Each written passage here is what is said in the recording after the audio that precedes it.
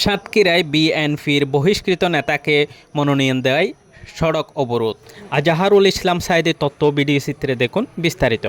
সাতক্ষীরা 2 আসনে বিএনপির বহিষ্কৃত নেতা আব্দুল রউফকে মনোনয়ন দেওয়ায় প্রতিবাদে বিক্ষোভ ও সড়ক অবরোধ করেছেন দলীয় নেতাকর্মীরা।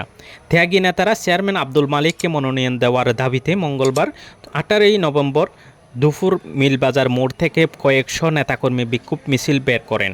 পরে মিছিলটি আমতলা মোড়ে গিয়ে প্রায় 1 ঘন্টা সড়ক অবরোধ করে। বিক্ষোভকারীরা সড়কে শুয়ে প্রতিবাদ জানান।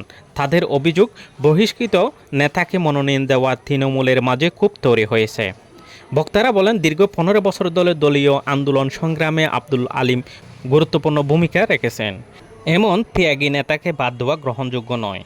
বিক্ষোভে বক্তব্য রাখেন সদর উপজেলা বিএনপির সাবেক আহ্বায়ক অ্যাডভোকেট নুরুল ইসলাম, সাবেক সদস্য সচিব নূর আলম সিদ্দিকী, প্রভাষক আনারুল ইসলাম, বিভিন্ন অঙ্গ সংগঠনের নেতাকর্মীরা।